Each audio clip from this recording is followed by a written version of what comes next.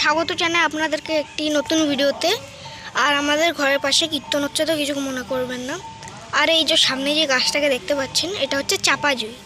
তো এতে এসছে কড়ি, এই যে একটা কড়ি, এই যে একটা কড়ি, আর এই যে একটা কড়ি নিচের দিকে ঝুলছে।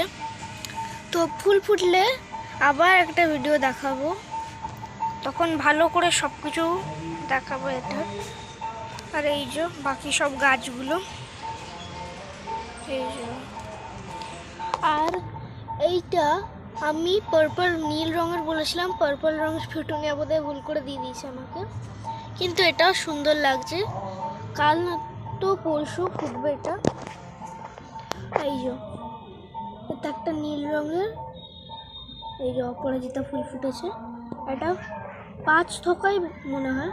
আর এই যে সেই শর্ট ভিডিওর গাছগুলো, পালং শাকগুলো বেশ বড় বড় হয়েছে।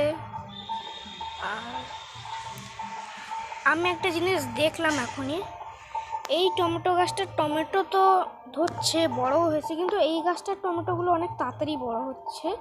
এই গাছটা মাটি ছিল না, তাই আজকে আমি মাটি দিলাম।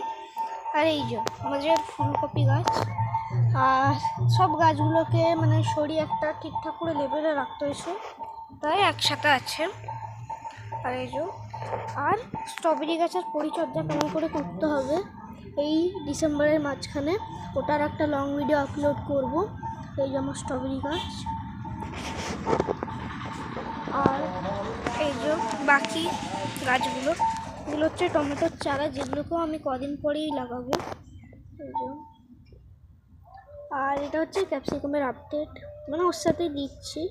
এই যে ক্যাপসিকামটা কি সুন্দর বড় হয়েছে, এই যে নিচে একটা হয়েছে, এই যে সাইডেও একটা হয়ে আছে। আর সিমও মোটামুটি ভালোই হচ্ছে, এই যে যত সিম ধরেছে। তো আজকের জন্য এইটুকুনি, পরে আবার নতুন একটি ভিডিওতে দেখা হবে।